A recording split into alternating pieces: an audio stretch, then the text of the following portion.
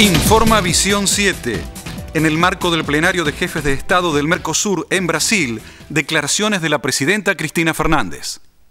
Ha sido un día muy importante, la incorporación del Estado plurinacional de Bolivia, las reuniones que hemos mantenido, los acuerdos a los que hemos llegado, hablan de la densidad y de la profundidad de esta articulación cada vez mayor por parte del Mercosur.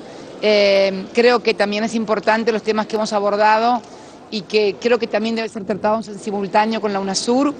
El mundo está atravesando una crisis muy profunda y lo que debemos hacer los países de la región es profundizar aún más la unidad regional para evitar que nuestras sociedades, que han protagonizado esta década ganada con crecimiento económico e inclusión social como nunca antes se había visto, no se vean perjudicadas por la tragedia de lo que está sucediendo en las economías desarrolladas. Y hablo de tragedia porque no quiero hablar solamente de números, quiero hablar de la gente que se queda sin casa, sin trabajo, sin esperanzas y sin ilusiones. Esto lo hemos vivido aquí en la América del Sur y no queremos reeditar esos viejos escenarios y creemos que uno de los antídotos precisamente es profundizar nuestra articulación. La región compra extrazona más de 600.000 millones de dólares al año, en muchos casos artículos que son producidos por otros países en nuestra región o que podrían ser producidos a través de un proceso de sustitución de importaciones o de asociación y complementariedad entre nuestras economías. Debemos también mirar como Mercosur a la región andina.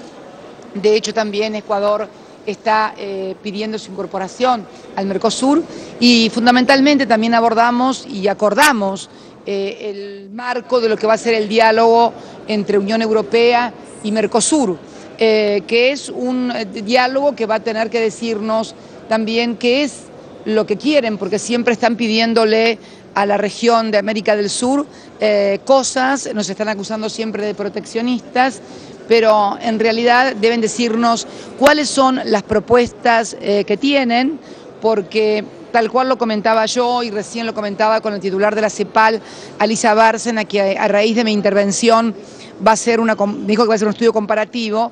Nos hablan de aranceles, pero en realidad nuestros países tienen aranceles muy inferiores a los aranceles que tiene, por ejemplo, la Unión Europea para muchísimos productos que nosotros tenemos y que son de muy buena calidad.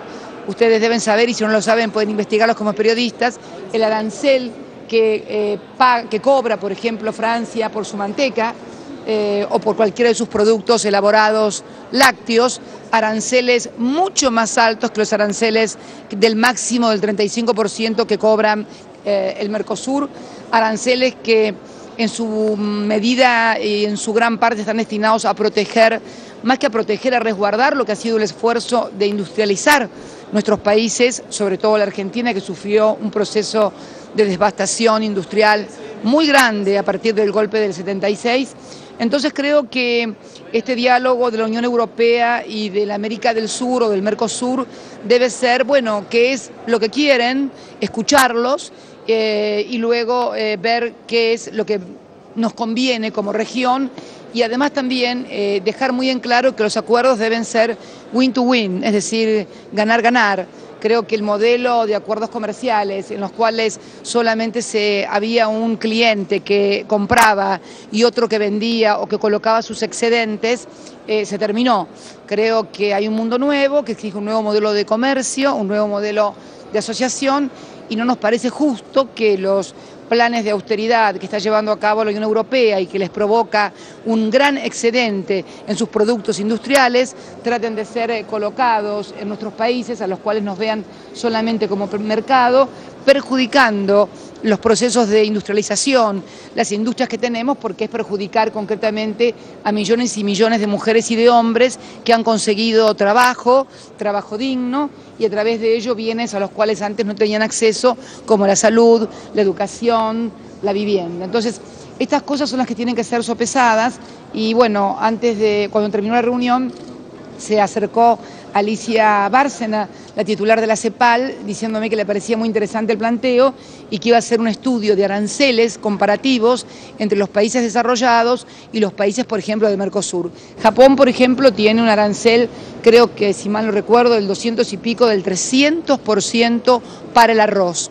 Cuando nos proponen una reducción del 30% parece mucho.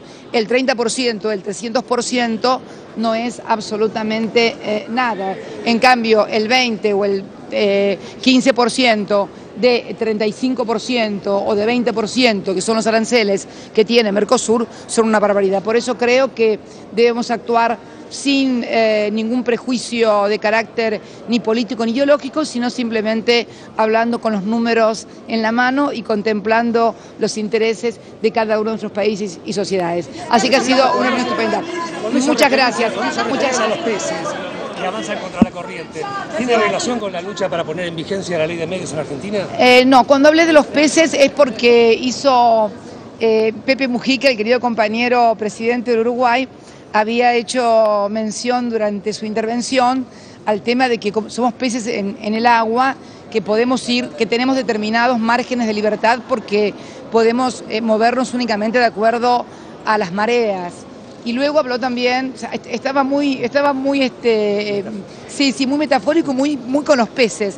Y luego habló que teníamos que tener la velocidad de las sardinas para no ser comidos por las ballenas. Una metáfora muy linda. Y que, bueno, aprovechando esta comparación de sardinas y ballenas y peces, o tiburones, ¿no? Tiburones, yo también me recordé de los salmones patagónicos. Los salmones patagónicos nadan contra la corriente.